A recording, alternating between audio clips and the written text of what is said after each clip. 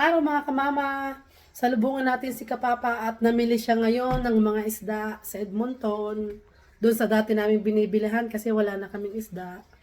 So, tulungan natin. Ha?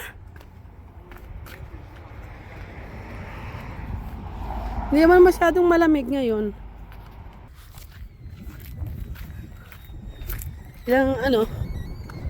Ilang box yung binili mo?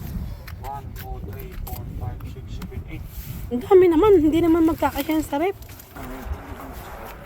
Yung iba hindi rep. Okay, tulungan natin ang ating Kapapa. Namaraka na naman. Aray ko, napakabigat naman pala. Kaya itong mga pinamili niya na to.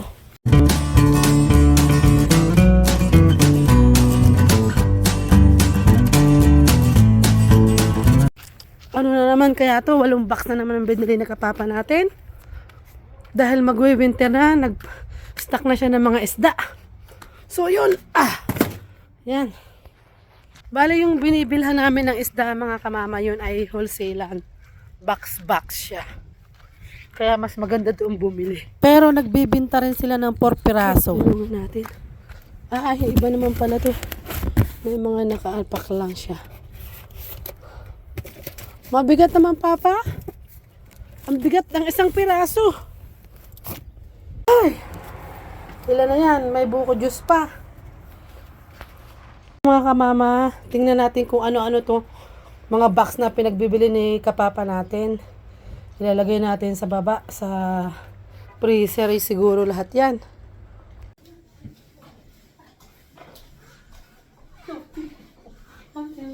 Muntikan pa kung maano.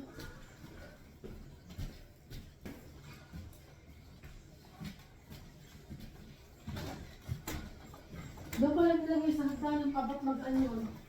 Yung isang yan. Pwede ko lang mas.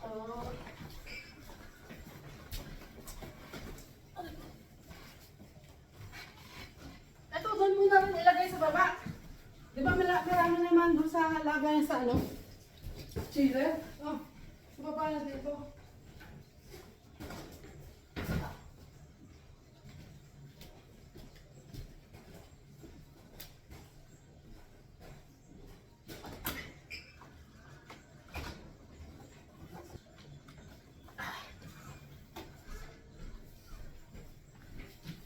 Lagay natin sa basement. Mga kamama. Iisa na lang.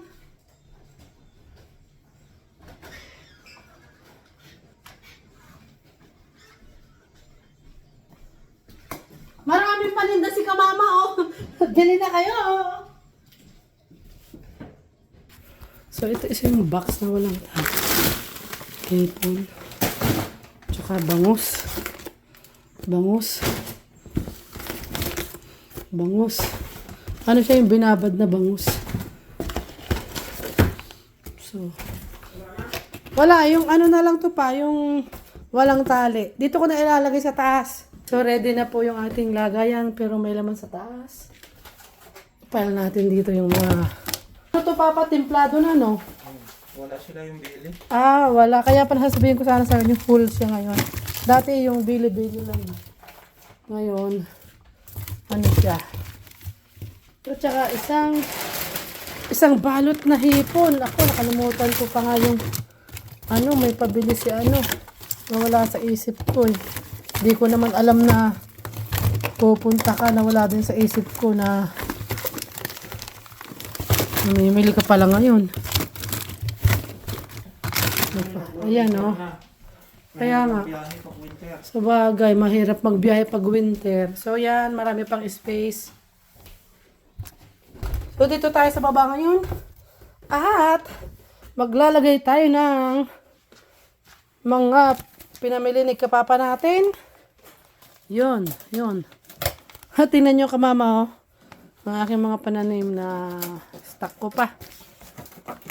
Ang dami na namang nahinog. Yung iba, napamigay ko na. Eto na naman, Papa. Kinuha ko yung mga hinog sa mga box na yan. Nilagay ko lang dito.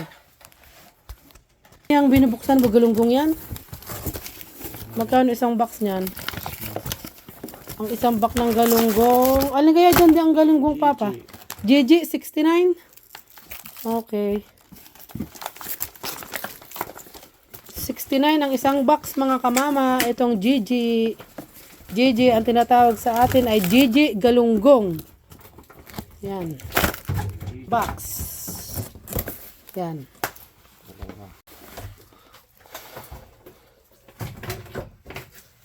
Isang box. One down. Aha, yan yung mga Gigi natin sa taas.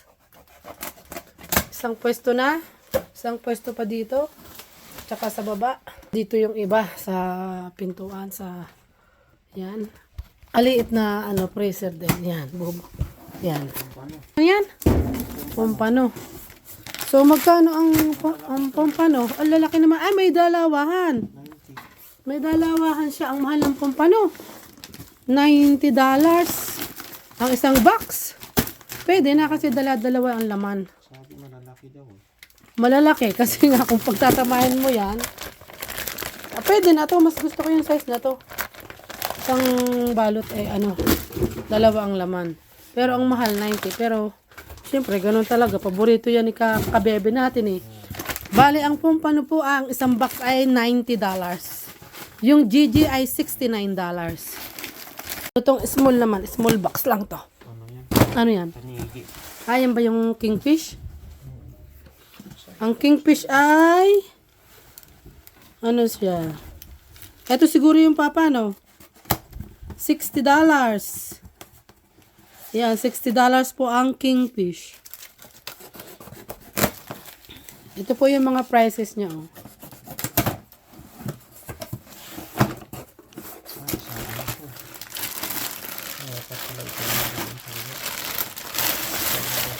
Pwede mo lang idulong ito. Yung kingfish sa taas na natin ilalagay.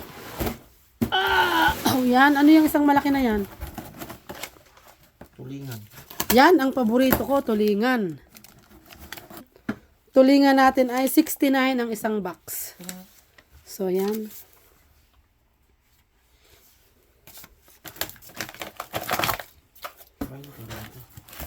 So, yan. Busy ang ating kapapa. Namili pala. Sabi niya, may ipapagawa lang daw siya na... Papa, ano yung ipapagawa mo? Kanina, sabi mo sa akin. Para matapos mo na yung cornhole mo. Decal. Decal. Magpapagawa lang daw po siya ng decal. Abay, pagdating po ay maraming dalang box. Sabi ko, anong decal ba yan? Bakit box? Kasi po meron siyang ginagawang cornhole, lalagyan niya daw yung sticker. Magpapagawa sana siya sa Fort Saskatchewan. Pagbalik po, iba po ang dala. Wala po yung decal, ang dala ay isda. So, down na naman. Ilang down na to. So, yan. Ito pa, ang isa pang paborito ng anak mo ay yung sinasabawan. Yan. Yan po mga kamama frozen nga siya pero yan ay fresh bago nila ipinrosen. Kaya kahit isigang mo sa kamatis, masarap pa rin ang lasa. Ano bang ginagawa nun? Magpapatimpla ako ng kape sa anak mo. Pa, ang isang paborito ng ating kabebe. Paano ganyan? Mahal yan, Papa. Nandito Malaki. $79 na po ang hasa-hasa. Pero masarap po itong iprito. Masarap siyang iprito. Isigang. Pwede nyong iprito, tapos isigang nyo. Pwede nyo rin isigang ng ganyan na sariwa. Oy, ito na po yung request ko sa ating kabebe. May sipon po siya. Malungkot siya. Oh, thank you, anak. Timplihan po tayo ni kabebe ng kape. Thank you, my dear anak. Abo!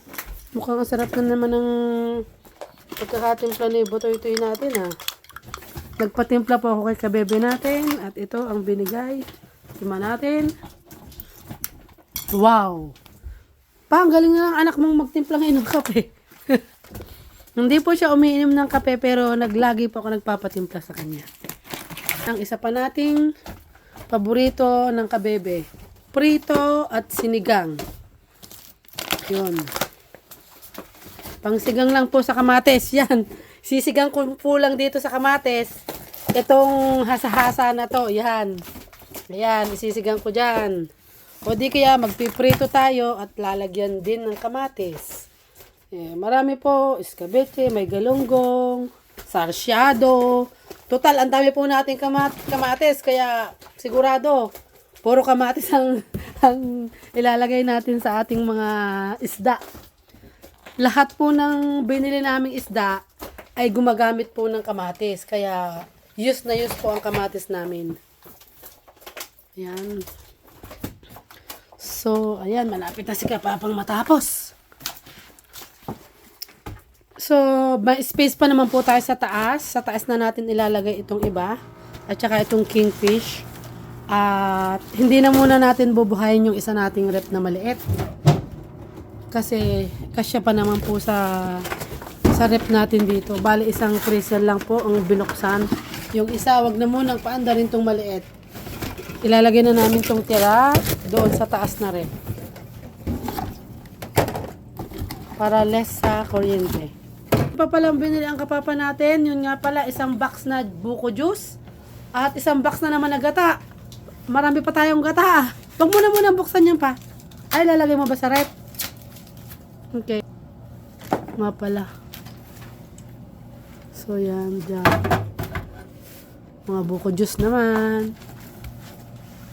Bale, isang box na gano'n na buko juice ay, ito, coconut juice is $42.95. $42.95. So, meron pang isang box na gata. Bali, marami pa tayong gata. Oh, yun oh. Marami pang gata ng kapapa natin. Meron na naman siyang biniling isang box na gata. Mahilig po akong maggata ng yang kalubasa na may hipon, ginatang tulingan, ginatang gulay. Yun, kaya mahilig po si Papang bumili ng gata. Bale, ito yung isang box na gata. Yan. Hindi na natin bubuksan kasi kailangan muna nating maubos tong gata dito na nauna. Doon na tayo sa taas kasi mayroon pa tayong ilalagay sa rep doon na hindi nagkasya sa baba. Isa lang yung binuksan natin, malaking rep sa baba. At saka sa taas dito. So, yun. Yun. Kakasya ba dyan pa? Okay, that's good. Yun, kasya. Meron pa dyan sa iba-iba pa, oh. Nagkasya po sa dalawang rep. Sa taas lang to, at saka yung isang rep sa baba. Bali, yung isang ano natin, yung isa nating rep ay bubuksan lang yung pag nagkatay kami ng baboy. So, yun lang mga kamama. Thank you for watching. Sana nagustuhan nyo ang pinamili ng kapapa natin na isda. That's all vlog for today mga kamama. Basta lagi lang natin tandaan, lagi lang smile, happy, and healthy mga kamama. Bye!